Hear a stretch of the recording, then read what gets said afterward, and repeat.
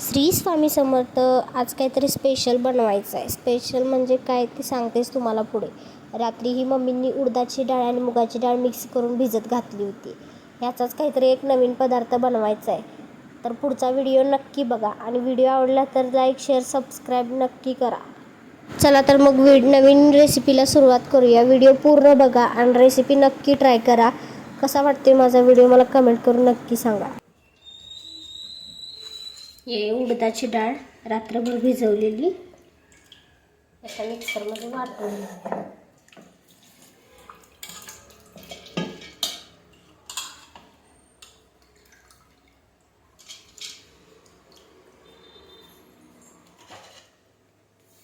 त्याच्यामध्ये मिरची, आलं,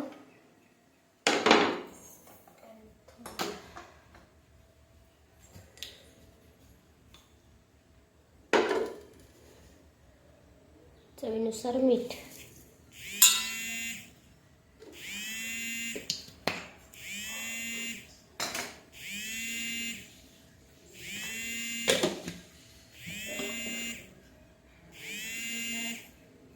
उडदाच्या डाळीचं बॅटर करून घेतलंय.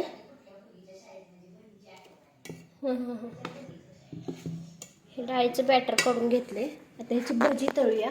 चला दाखवते तुम्हाला.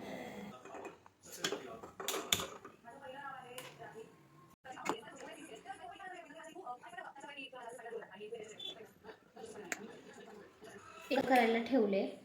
छान गरम होऊ द्यायचं त्याला आणि एक एक करून त्यात वडे सोडायचे. उडदाची डाळ चिकट असल्यामुळे वडे हाताने सोडता येत नाहीत म्हणून चमच्याने सोडून घ्यायचे. थोडीशी कोथिंबीर टाकते.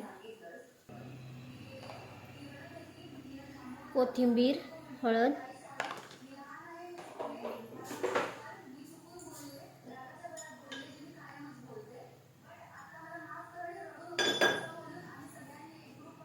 थोडीशी मिरची पावडर,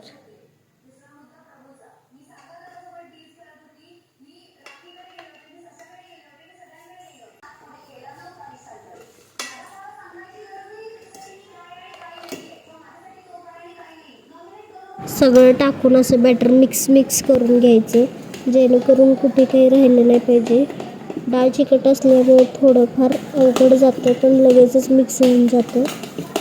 पहिली भजी मी मोक्षासाठी टाकले होते कारण तिला हे तिखट चांगलं नाही लागणार कारण तिला ताप आला आहे म्हणून अगोदर अळणीच बनवून घेतली. मग बाकीची भजी तळून घेतली.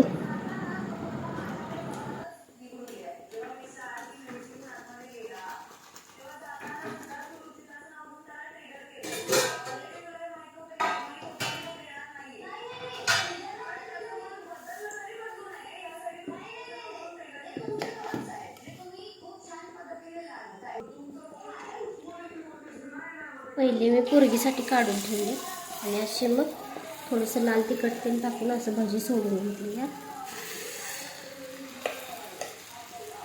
पौष्टिक सुद्धा आहेत आणि खायला चवीला सुद्धा लागतात. नक्की ट्राय करा. कोणाकोणाच्या तोंडाला पाणी सुटलेले असं क्रिस्पी वडे आणि भजी कोणाकोणाला आवडतं खायला मला कमेंटमध्ये नक्की सांगा बरं का. आणि कोणी कोणी ट्राय केले हे सुद्धा मला सांगा. तुमच्या घरात जर लहान मुलं असतील तर त्यांना हे नक्कीच करून घाला कारण ते चिप्स आणि कुरकुऱ्यापासून लांब राहतील. बाहेरच्या पदार्थांपेक्षा घरचे पौष्टिक पदार्थ कधीही खाल्लेले चांगलं.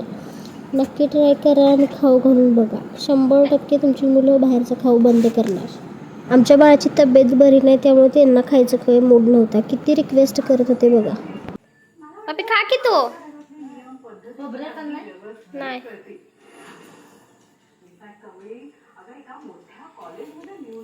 बाळ खा की तो. काय पाहिजे तुला? मोक्षाची तब्येत बरी नव्हती म्हणून तिने काही खाल्लं नाही. मग म्हटलं आपण तर खाऊन बघूया. खरंच खूप छान झाले होते. मी पण पहिल्यांदाच ट्राय केलेत. अगदी चविष्ट लागतात हे भजी आणि 4 तास असे क्रिस्पी राहतात ना. नक्की ट्राय करा आणि माझ्या कमेंट बॉक्समध्ये कमेंट करून सांगा कसे झालेत ते.